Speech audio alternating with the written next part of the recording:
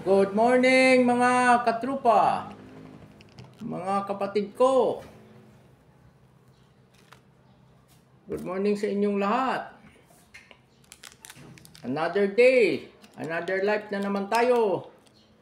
Ito yung ano ko, kinape, coffee stick. Black coffee. Good for the health. Maganda sa puso, maganda sa diabetes. Basta wala asukal. Kung hindi nyo kaya, mag-asukal lang kayo ng kunti. Tapos kung may malunggay sa inyo, isabay nyo sa umaga. Ito, nasabay ko ito pag nagkape.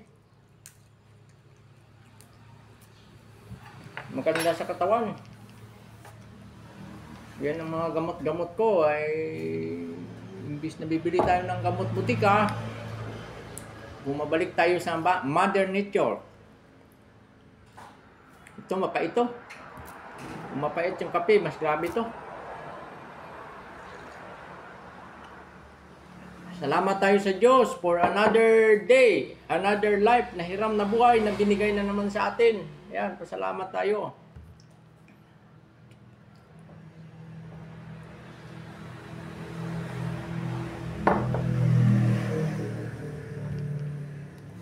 Mga nangyayari sa bansa natin, ipaubaya natin yan sa una sa Diyos, pagdasal. Pangalawa, mayroon dyan mga namumuno. May mga namumuno tayo din ang nagbuto ng mga yan. Kaya hindi tayo magreklamo kasi tayo nagbuto niyan eh. Dapat pag nagbutuhan, huwag kayong pabili ng buto nyo. Yung buto nyo yung mga karapat-dapat na tao sa susunod na eleksyon.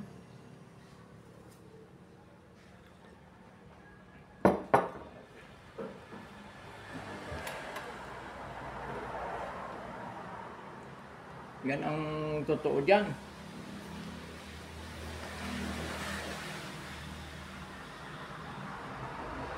May freedom to religion tayo at saka freedom of expression. Wag lang tayo sumobra. Kasi may batas yan, may mga hangganan. Yung mga nanunungkulan sa atin, alam nila yung kanilang ginagawa. Ang atin ipagdasal ay sana may managot dyan sa korupsyon sa gobyerno. Pero marami diyang senador at congressman, daming kaso. Yung iba convicted, nakaupo pa. Dahil dyan sa presidential pardon,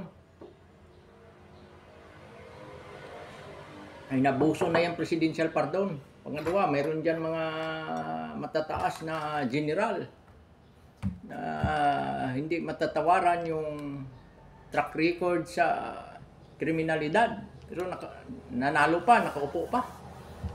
Nakaupo pa sa Senado, nakaupo pa sa mga posisyon ng gobyerno.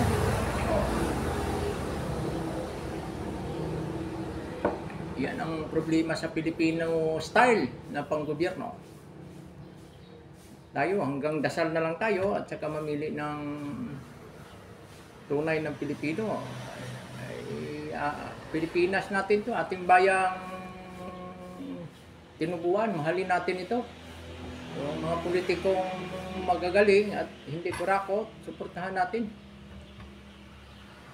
May munting kaalaman na naman kayo katropa. Pasensya na sa ating pagsalita ng Tagalog dahil tayo ay Ilonggo. Sa mga warrior, gampanan nyo lang ang duty nyo.